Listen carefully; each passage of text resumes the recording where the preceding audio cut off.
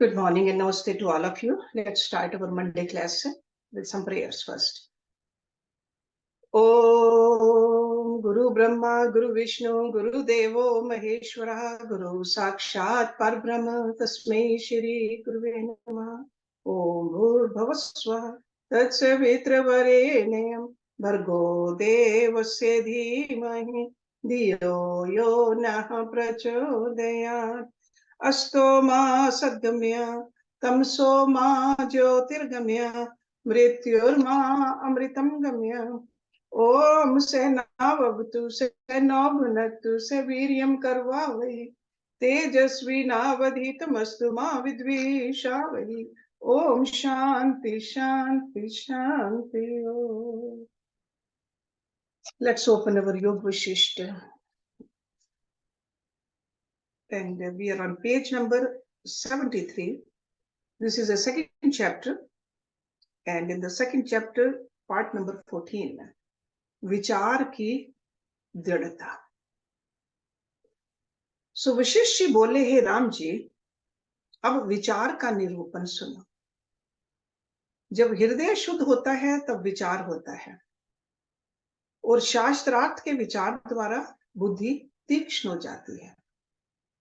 हे राम जी, अज्ञान वन में आपदा रूपी बेली की उत्पत्ति होती है. उसको विचार रूपी खंग से जब काटोगे तब शांत आत्मा होंगे. मोह रूपी हाथी जीव के हृदय कमल का खंड खंड कर डालता है. मानव इष्ट अनिष्ट पदार्थ में राग द्वेष से छेदा जाता है. जब विचार रूपी सिंह प्रगटेगा तब मोह रूपी हाथी का नाश कर शांत आत्मा होंगे. हे राम जी, जिसको कुछ सिद्धि प्राप्त हुई है उसे विचार और पुरुषार्थ से ही हुई है. जब प्रथम राजा विचार का पुरुषार्थ करता है तब उसी से राज्य को प्राप्त करता है.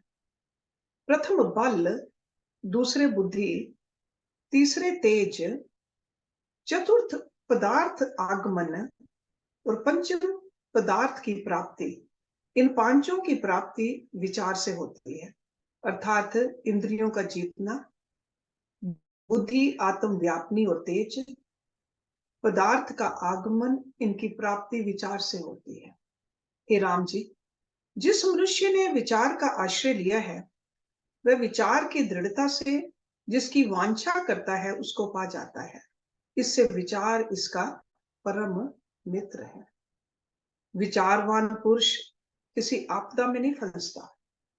जैसे तुम भी जल में नहीं डूबती, वैसे ही वह आपदा में नहीं डूबता. हे राम जी, वह जो कुछ करता है विचार संयुक्त करता है, और विचार संयुक्त ही देता लेता है. उसकी सब क्रिया सिद्धता का कारण होती है, और धर्म अर्थ काम मोक्ष विचार की दृढ़ता से ही सिद्ध होते हैं. विचार रूपी कल्प वृक्ष में जिसका अभ्यास होता है वही पदार्थों की सिद्धि को पाता है. हे राम जी, शुद्ध ब्रह्म का विचार ग्रहण करके आत्मज्ञान को प्राप्त हो जाओ. जैसे दीपक से पदार्थ का बोध होता है, वैसे ही पुरुष विचार से सत्य असत्य को जानता है.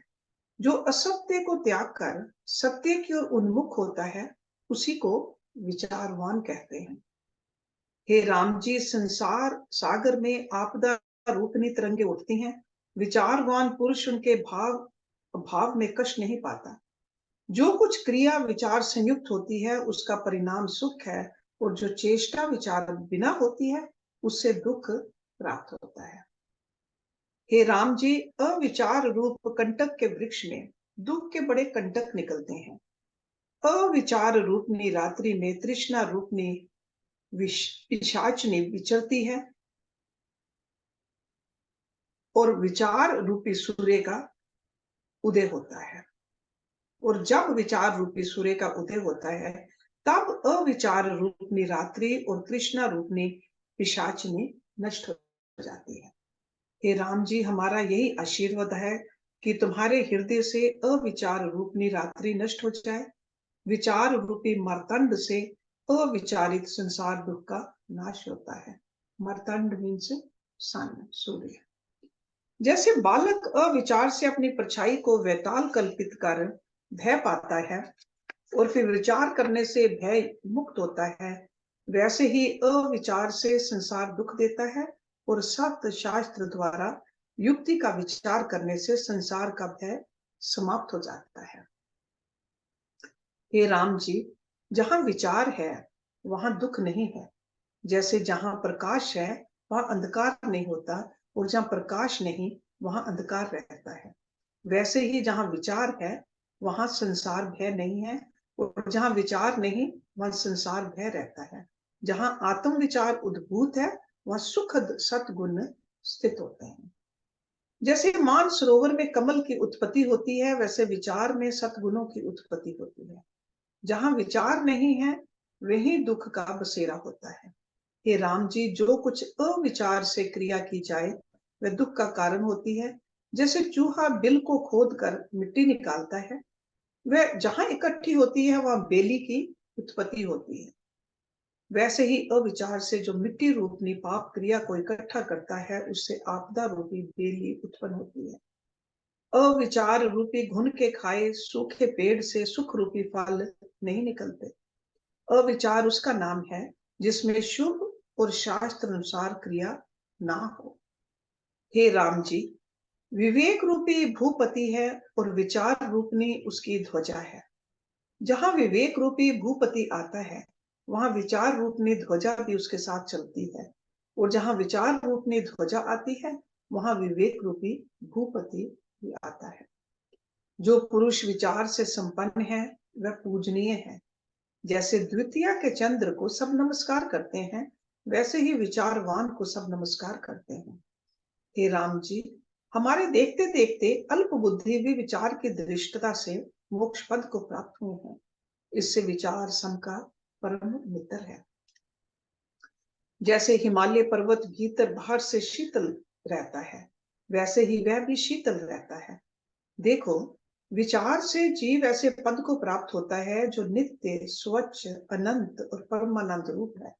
उसको पाकर फिर उसके त्याग की इच्छा नहीं होती और ना और कुछ ग्रहण करने की ही इच्छा होती है। उसको इष्ट अनिष्ट सब समान होते हैं। जैसे तरंग के होने और लीन होने में सागर समान रहता है, वैसे ही विवेकी पुरुष को इष्ट अनिष्ट में समता रहती है और संसार ब्रह्म मिट जाता है। अधाराध्याय से रहित केवल अद्वैत तत्व को उसको प्राप्त होता है। हे राम जी, ये जगत अपने मन के मोह से उत्पन्न होता है और अविचार से दुखदाई है। जैसे अविचार से बालक को वेताल भासता है, वैसे ही मनुष्य को जगत भासता है। जब ब्रह्म विचार की प्राप्ति हो तब जगत का भ्रम नष्ट हो। हे राम जी, जिसके हृदय में विचार होता है उसको समता की उत्पत्ति होती है, और जैसे बीज से अंकुर निकल आता है वैसे ही विचार से समता आती है, और विचारवान पुरुष जिसकी ओर देखता है उस ओर अनंत दिखाई देता है, दुख नहीं भासता। जैसे सूर्य को अंधकार नहीं दिखाई पड़ता, वैसे ही विचारवान को दुख नहीं दिखाई पड़ता। जहां अविचार है वहां दुख है, जहां विचार है वहां सुख है। जैसे अंधकार के अभाव से वैताल के भय का अभाव होता है, वैसे ही विचार से दुख का अभाव हो जाता है। हे राम जी, संसार रूपी दीर्घ रोग के नष्ट करने को विचार बड़ी औषध है। जैसे पूर्णिमा के चंद्र की उज्जवल कांति होती है, वैसे ही विचारवान के मुख की उज्जवल कांति होती है। हे राम जी, विचार से ही परम पद की प्राप्ति होती है। जिससे अर्थ सिद्ध हो उसका नाम विचार है, और जिससे अनर्थ सिद्ध हो उसका नाम अविचार है। जो अविचार रूपनी मदिरा का पान करता है वह उन्मत्त हो जाता है, उससे शुभ विचार कोई नहीं होता और शास्त्र अनुसार क्रिया भी उससे नहीं होती। हे राम जी, इच्छा रूपी रोग विचार रूपनी औषध से नष्ट होता है। जिस पुरुष ने विचार द्वारा परमार्थ सत्ता का आश्रय लिया है वह परम शांत हो जाता है और उसमें हेय उपादेय बुद्धि नहीं रहती। वह सारे दृश्य को साक्षीभूत होकर देखता है और जगत के भाव प्रभाव में जैसे का तैसा बना रहता है। वह उदय अस्त से रहित निसंग रूप होता है। जैसे सागर जल से पूर्ण है, वैसे ही विचारवान आत्म तत्व से पूर्ण है। जैसे अंधकूप में पड़ा हुआ मनुष्य हाथ के बल से निकलता है, वैसे ही संसार रूपी अंधकूप में गिरा हुआ विचारवान विचार के आश्रय होकर निकलने को समर्थ होता है। हे राम जी, राजा को जो कोई कष्ट प्राप्त होता है तो वह विचार करके यत्न करता है, तब कष्ट दूर हो जाता है। तुम विचार कर देखो कि जो किसी को कष्ट प्राप्त होता है तो विचार से ही दिखता है। तुम भी विचार का आश्रय ग्रहण करके सिद्धि को प्राप्त हो। वह विचार इस प्रकार प्राप्त होता है कि वेद और वेदांत के सिद्धांत को श्रवण कर पाठ करे और भली प्रकार विचरे, तब विचार की दृढ़ता से आत्म तत्व को प्राप्त होगा। जैसे प्रकाश से पदार्थ का ज्ञान होता है, वैसे ही गुरु और शास्त्र के वचनों से तत्व ज्ञान होता है। जैसे प्रकाश में अंधे को पदार्थ की प्राप्ति नहीं होती, वैसे ही गुरु शास्त्र और विचार से जो शून्य हो उसको आत्म पद की प्राप्ति नहीं होती। हे राम जी, जो विचार रूपी चक्षु से संपन्न है वही देखते हैं, और जो विचार रूपी चक्षु से रहित हैं वे अंधे हैं। हे राम जी, ऐसा विचार करे कि मैं कौन हूं, ये जगत क्या है, इसकी उत्पत्ति कैसे हुई, ये लीन कैसे होता है। इस प्रकार संतों और शास्त्रों के अनुसार विचार करके सत्य को सत्य और असत्य को असत्य जानकर असत्य का त्याग करें और सत्य में स्थित हों। इसी का नाम विचार है। इस विचार से आत्म पद की प्राप्ति होती है। हे राम जी, विचार रूप ने दिव्य दृष्टि जिसको प्राप्त हुई है उसको सब पदार्थों का ज्ञान होता है, और विचार से ही आत्म पद की प्राप्ति होती है, जिसके पाने से वह परिपूर्ण हो जाता है और फिर शुभ अशुभ संसार में चलायमान नहीं होता, ज्यों का त्यों रहता है। जब तक प्रारब्ध का वेग होता है तब तक शरीर की चेष्टा होती है, और जब तक अपनी इच्छा होती है तब तक शरीर की चेष्टा करता है, फिर शरीर को त्याग करके वो लोग शुद्ध रूप हो जाता है। इससे हे राम जी, ब्रह्म विचार का आश्रय करके भव सागर को तर जा। इतना रुदन रोगी और क्लेशी पुरुष भी नहीं करता जितना विचार रहित पुरुष करता है।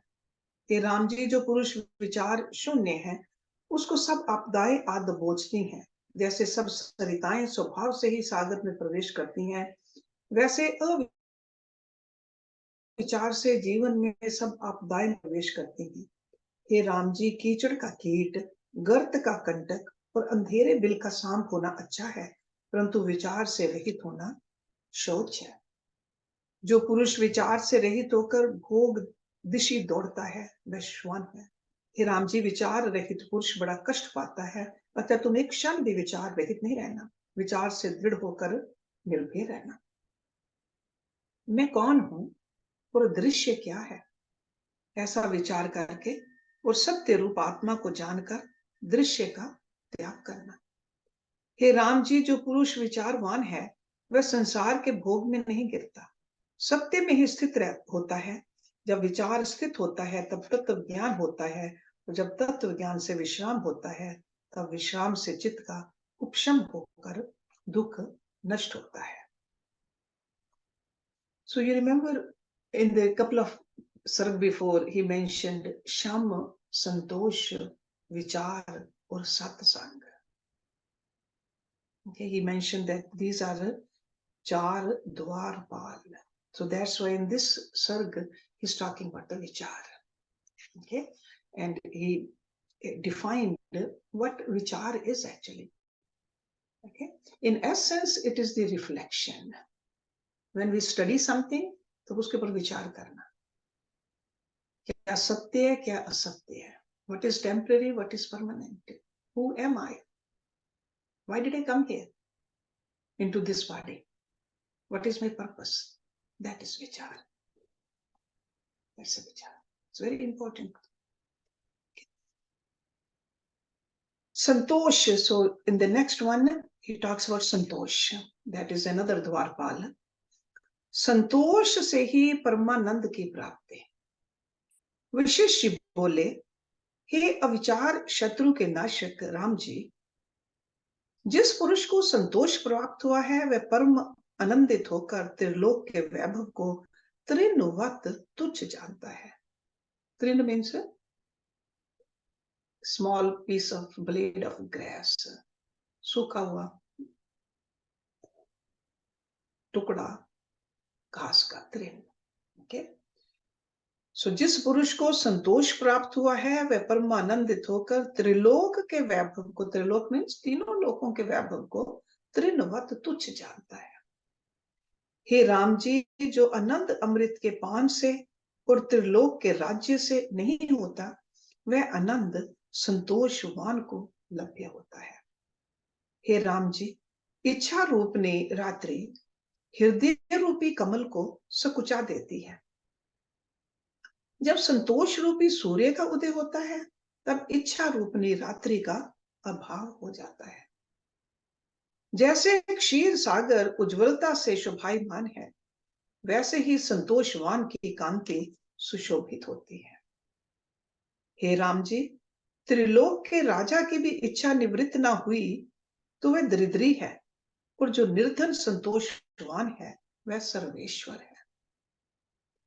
संतोष इसी का नाम है कि अप्राप्त वस्तु की इच्छा ना करे, और प्राप्त भी हो तो इष्ट निष्ठ में राग द्वेष ना करे।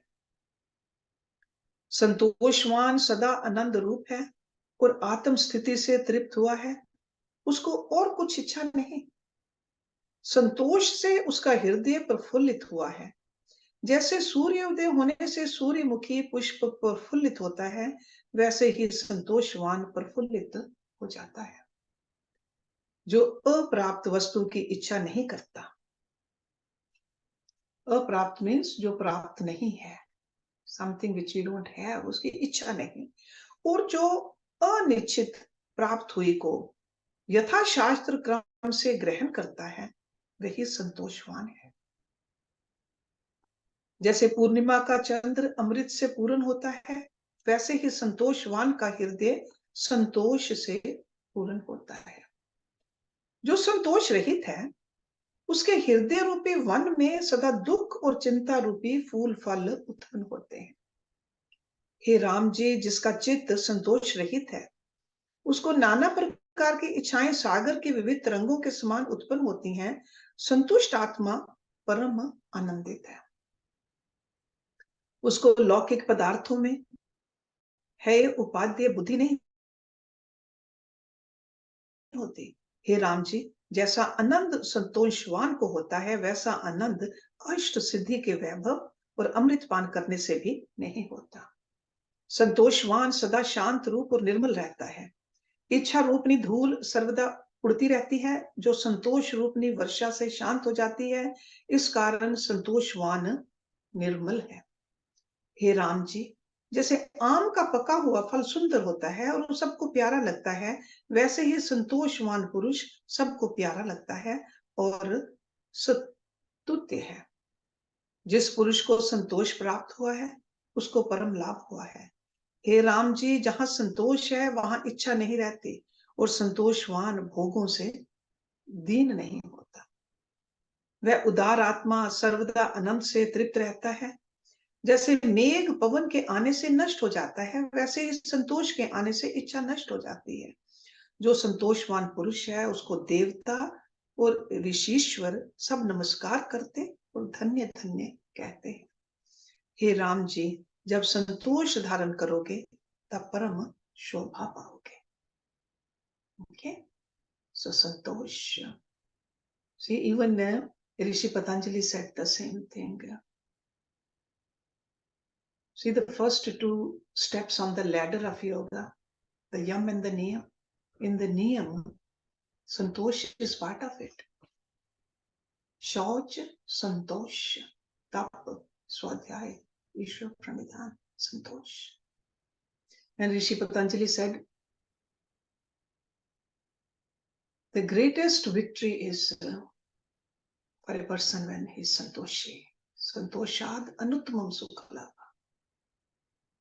Okay, and the same thing Vishishti is saying over here to Ramji, Santosh. So we have to look at our own mind. Are we Santoshi? Are we content?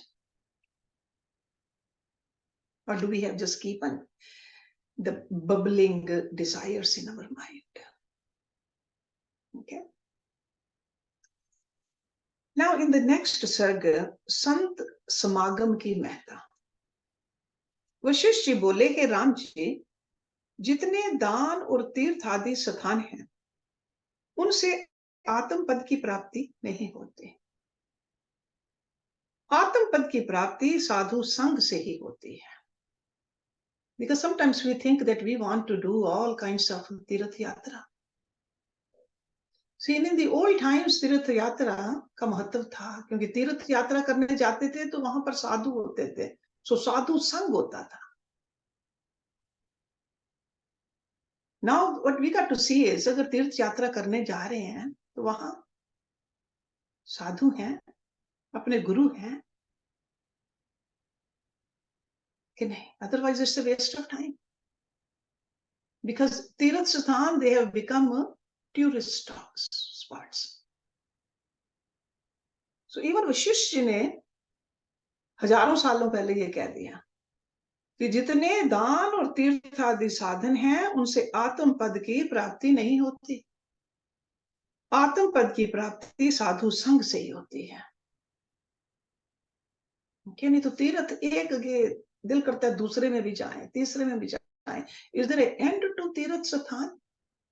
इच्छाएं बढ़ती जाती हैं, इवन तीर्थ यात्रा की, दैट्स आल्सो इच्छा। साधु संग रूपी एक विटप है। विटप मीन्स अ ट्री।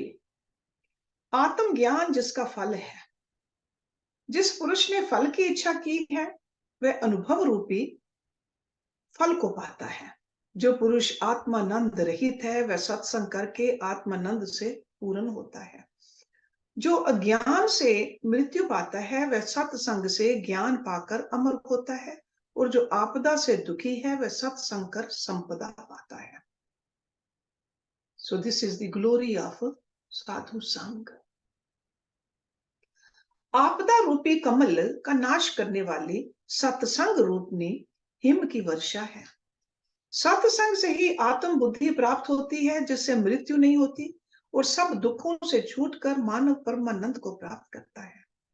हे राम जी, संत की संगति से हृदय में ज्ञान रूपी दीपक जलता है, जिससे अज्ञान रूपी तम नष्ट हो जाता है और बड़े बड़े ऐश्वर्य प्राप्त होते हैं। फिर मनुष्य को किसी भोग्य पदार्थ की इच्छा नहीं रहती और बोधवान होकर सर्वोत्तम पद में विराजता है। जैसे कल्प वृक्ष के पास जाने से वांछित फल की प्राप्ति होती है, वैसे ही भव सागर के पार उतारने वाले संत जन हैं। जैसे धीवर नौका से पार लगाता है, वैसे ही संत जन युक्ति से भव सागर से पार कराते हैं। हे राम जी, मोह रूपी मेघ का नाश करने वाला संत का संग समीर है। जिसको अनात्म देह आदि से स्नेह नष्ट हुआ है और शुद्ध आत्मा में जिसकी स्थिति है, वह उससे तृप्त हुआ है। फिर संसार के इष्ट अनिष्ट से उसकी बुद्धि विचलित नहीं होती, वह सदा समता भाव में स्थित रहता है। संत जन भव सागर के पार उतारने में पुल के समान हैं और आपदा रूपी बेली को जड़ समेत नष्ट कर देने वाले हैं। हे राम जी, संत जन प्रकाश रूप हैं, उनके संग से पदार्थों की प्राप्ति होती है। जो अपने पुरुषार्थ रूपी लोचन से हीन हैं, उनको पदार्थ की प्राप्ति नहीं होती। जिस पुरुष ने सत्संग का त्याग किया है, वह नरक अग्नि में लकड़ी की तरह जलेगा, और जिस पुरुष ने सत्संग किया है, उसको नरक की आग का शमन करने वाला सत्संग रूपी मेघ है। हे राम जी, जिसने सत्संग रूपनी गंगा में स्नान किया है, उसको फिर तप दान आदि साधनों से प्रयोजन नहीं रहता। वह सत्संग से ही परम गति को प्राप्त होगा। इससे और सब उपायों को त्याग कर सत्संग को ही पकड़ना चाहिए। जैसे निर्धन मनुष्य चिंतामणि आदि धन को खोजता है, वैसे ही मुमुक्षु सत्संग को खोजता है। जो 3 तापों से जलता है, उसको शीतल करने वाला सत्संग ही है। जैसे तपी हुई पृथ्वी मेघ से शीतल होती है, वैसे ही हृदय सत्संग से शीतल होता है। हे राम जी, मोह रूपी पेड़ का नाश करने वाला सत्संग रूपी कुल्हाड़ा है। सत्संग से ही मनुष्य विनाशी पद को प्राप्त होता है, जिस पद के पाने से और कुछ पाने की इच्छा नहीं रहती। इसलिए सबसे उत्तम सत्संग ही है। जैसे सब अप्सराओं से लक्ष्मी उत्तम है, वैसे ही सत्संग करता सबसे उत्तम है। अतः अपने कल्याण के निमित्त तुमको सत्संग ही करना चाहिए। हे राम जी, ये जो चारों मोक्ष के द्वारपाल हैं, उनका वृतांत तुमसे कहा। जो पुरुष इनके साथ प्रीति करता है वह शीघ्र आत्म पद प्राप्त करेगा, और जो इनकी सेवा नहीं करते वे मोक्ष ना पा सकेंगे। हे राम जी, इन चारों में से एक भी जहां आता है वहां और तीनों भी आ जाते हैं। जैसे जहां सागर रहता है वहां सब नदियां आ जाती हैं, वैसे ही जहां शम आता है वहां संतोष, विचार और सत्संग ये तीनों भी आ जाते हैं। और जहां साधु संग होता है वहां संतोष, विचार और शम ये तीनों आ जाते हैं। जहां कल्प वृक्ष रहता है वहां सब पदार्थ स्थित होते हैं। जैसे पूर्णमासी के चंद्रमा में गुण कलाएं सब इकट्ठी हो जाती हैं, वैसे ही जहां संतोष आता है वहां और तीनों भी आते हैं। और जहां विचार आता है वहां संतोष, उपशम और सत्संग भी होते हैं। जैसे उत्तम मंत्री से राज्य लक्ष्मी भी आस्थित होती है, वैसे ही जहां विचार होता है वहां और भी तीनों आ जाते हैं। So in other words they are inter related. Okay, so एक गुण पैदा करने से बाकी गुण भी आ जाते हैं। अतः हे राम जी, जहां ये चारों इकट्ठे हों उसे परम श्रेष्ठ जानना। हे राम जी, यदि ये चारों ना हो तो एक का तो आश्रय अवश्य पकड़ना। Because sometimes we think that how can we cultivate all these qualities? Concentrate on one at a time. जब एक आएगा तब चारों आकर स्थित होंगे। मोक्ष की प्राप्ति के ये चार परम साधन हैं और किसी उपाय से मोक्ष प्राप्ति नहीं। हे राम जी, ये चारों परम कल्याण करता है। जो इन चारों से संपन्न है उसकी ब्रह्मा आदि स्तुति करते हैं। इससे दंत लगा इनका आश्रय करके मन को वश में करो। हे राम जी, मन रूपी गज विचार रूपी अंकुश से वश में होता है। मन रूपी वन में वासना रूपनी नदी बहती है। शुभ अशुभ जिसके दो किनारे हैं। पुरुषार्थ करना यह है कि अशुभ की ओर से मन को हटाकर शुभ की ओर चलाना। जब अंतर्मुख आत्मा के सन्मुख वृत्ति का प्रवाह होगा तब तुम परम पद को प्राप्त होंगे।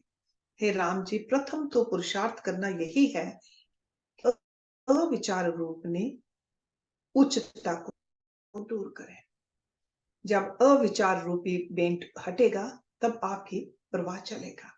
हे राम जी, दृश्य की ओर जो प्रवाह चलता है वह बंधन का कारण है। ये दृश्य मीन्स दिस प्रकृति, दृश्य। जब आत्मा की ओर अंतर्मुख प्रवाह हो तब मोक्ष का हेतु हो। आगे जो तुम्हारी इच्छा हो वह करो।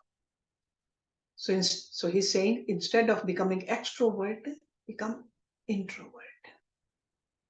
के अंतर्मुखी।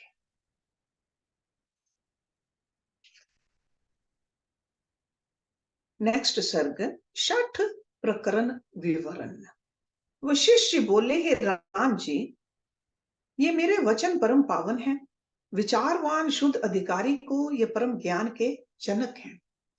शुद्ध पात्र पुरुष इन वचनों को पाकर शोभित होते हैं और वचन भी उनको पाकर शोभा प्राप्त करते हैं।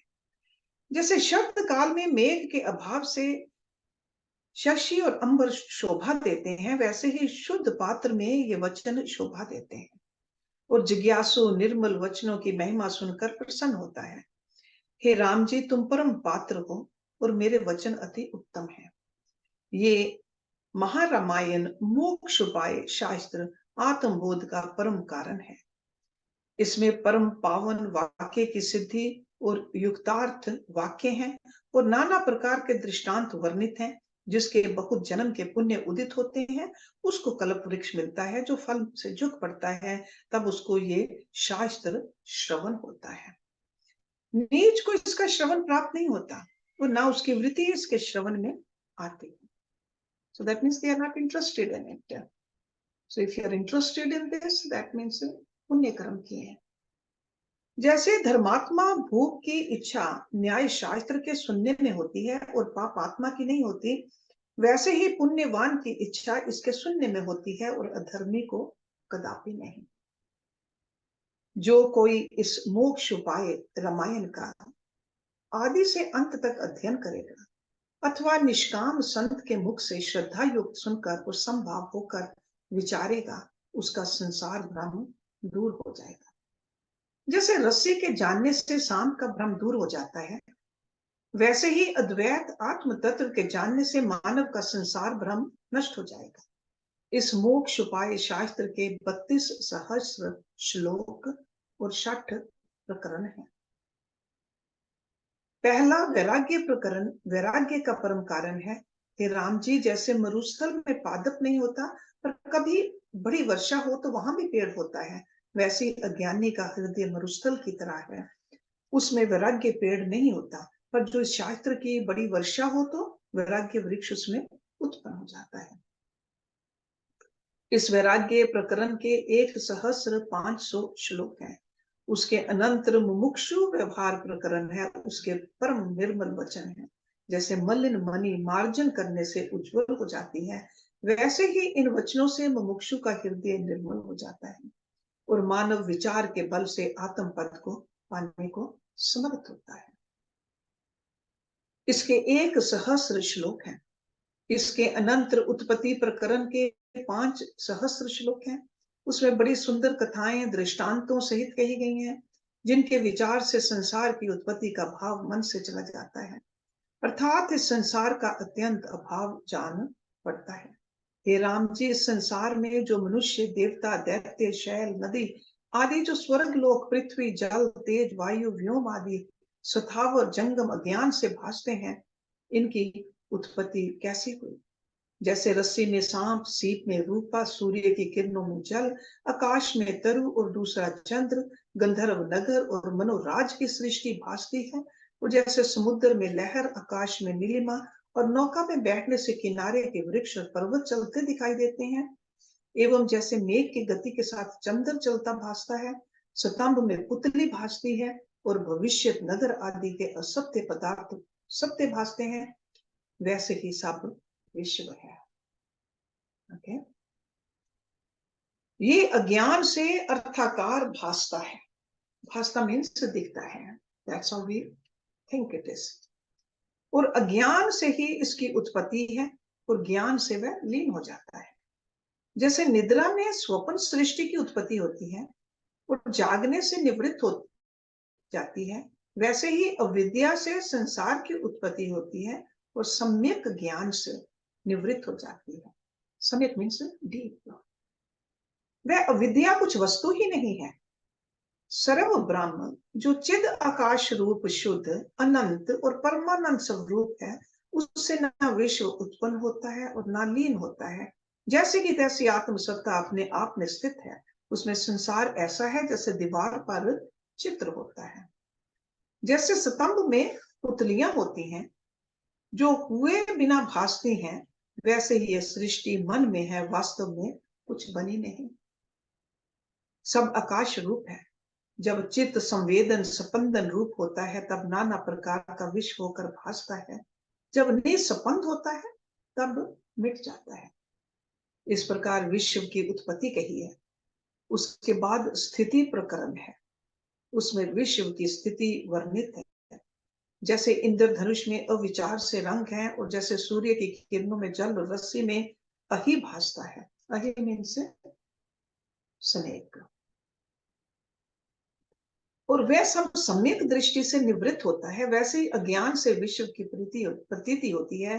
केवल मनोराज से ही विश्व रच जाता है, कुछ उत्पन्न नहीं हुआ। ये विश्व संकल्प मात्र है। जब तक मनोराज है तब तक वह नगर होता है, जब मनोराज का अभाव हुआ तब नगर का भी अभाव हो जाता है। ऐसे ही जब तक अज्ञान है तब तक विश्व की उत्पत्ति है। जब संकल्प का लय होता है तब विश्व का भी अभाव हो जाता है। जैसे ब्रह्मा जी के 10 पुत्रों की सृष्टि संकल्प से हुई थी, वैसे ही ये जगत भी है, कोई पदार्थ अर्थ रूप नहीं। हे राम जी, इस प्रकार स्थिति प्रकरण कहा है, उसमें 3,000 श्लोक हैं।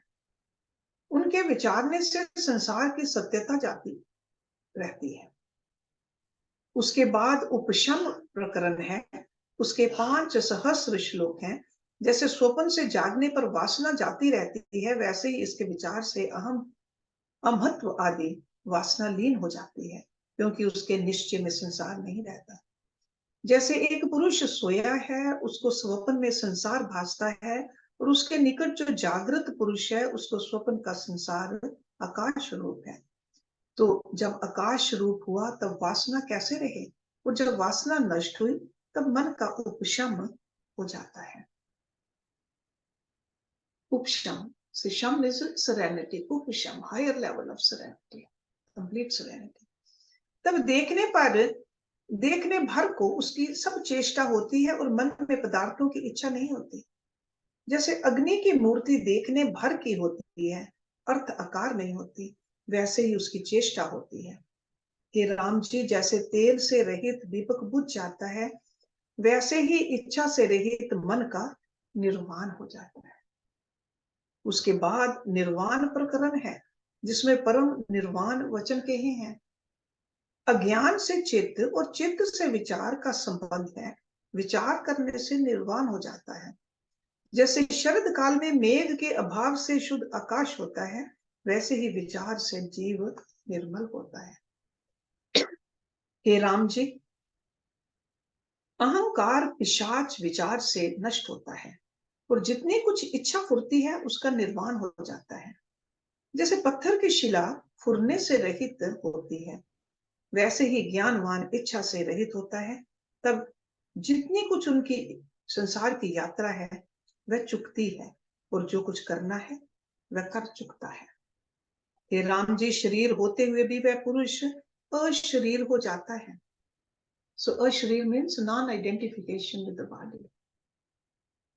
नाना प्रकार का संसार उसको नहीं भासता, जगत की नियति से वह रहित होता है, और अहम त्वमादि तम रूप संसार उसको नहीं भासता। See, aham is I and tvam means you. So I and you. Because at the Atma level we are all one. There's no I and you. जैसे सूर्य को अंधकार दिखाई नहीं देता, वैसे ही उसको संसार दिखाई नहीं देता, और परम पद को प्राप्त होता है। जैसे सुमेरु पर्वत के किसी कोने में कमल होता है और उस पर भौरे स्थित रहते हैं, वैसे ही ब्रह्म के किसी कोने में संसार तुषार रूप है, और जीव रूपी भौरे उस पर स्थित है। वह पुरुष अचिंत्य चिन्ह मात्र है, उसका रूप अवलोकन और मनस्कार आकाश रूप हो जाता है। वह उस पद को प्राप्त होता है जिस पद की कोई उपमा ब्रह्मा विष्णु और रुद्र भी नहीं दे सकते।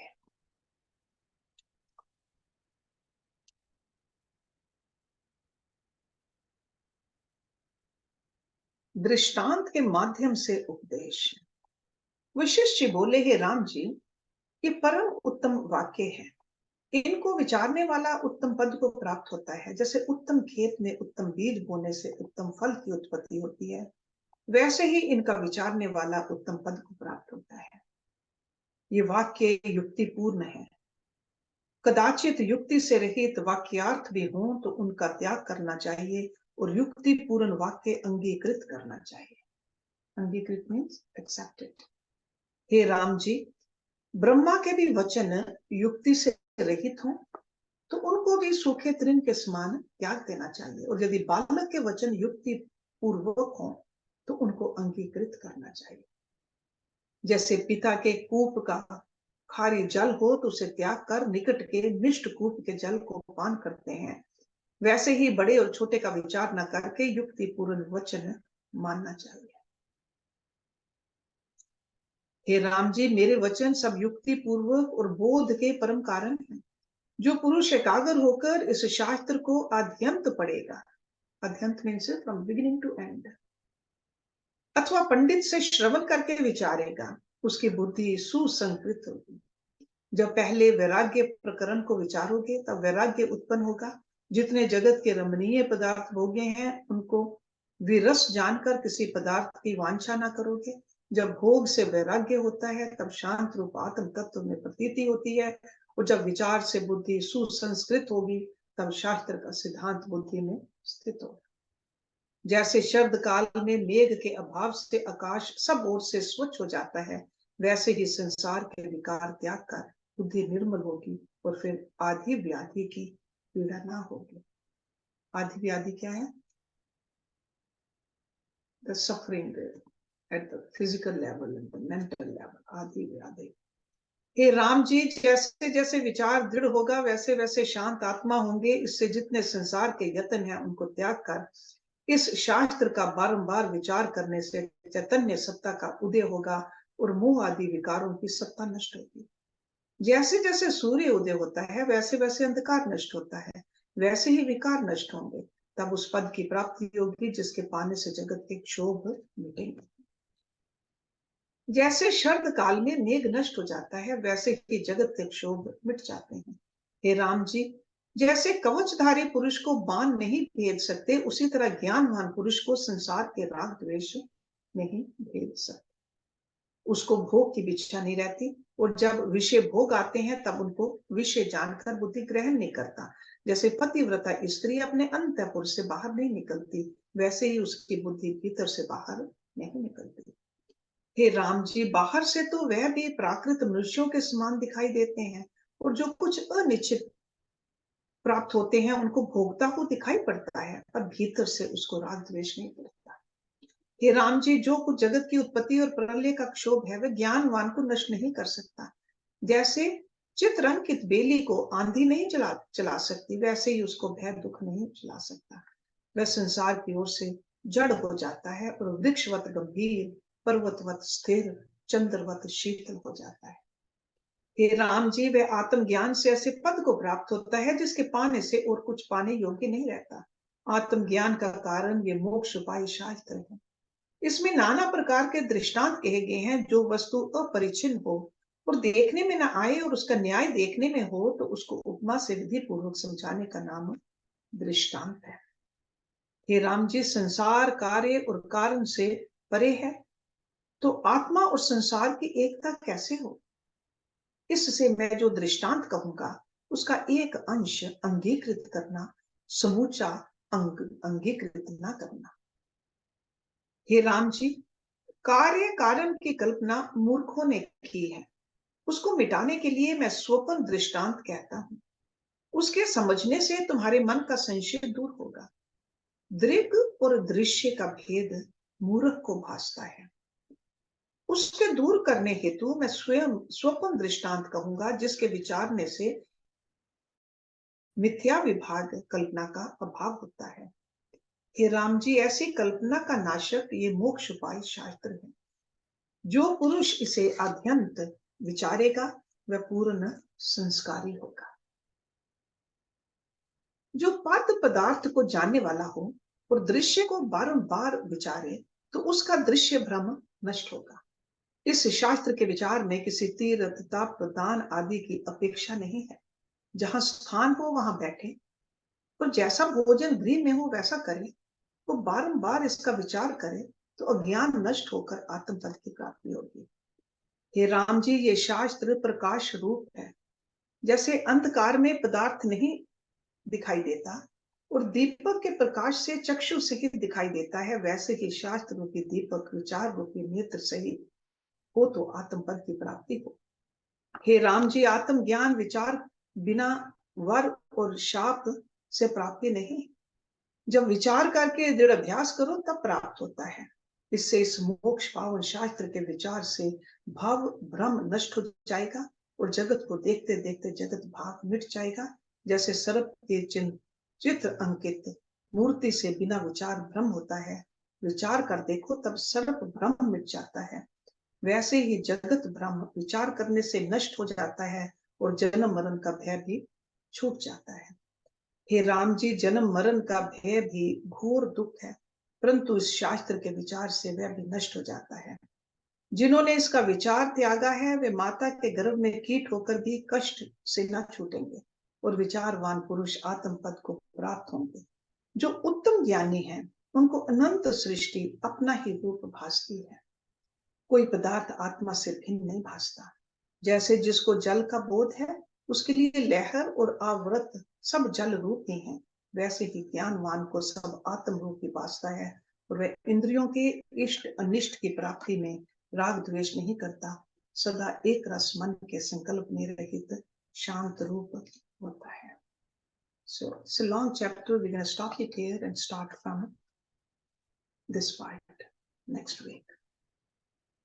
Om Purnamada Purnamidam Purnat Purnamudachyate Purnasya Purnamadaye Purnameva Vashishyate. Om Shanti Shanti Shanti Om. Thank you very much.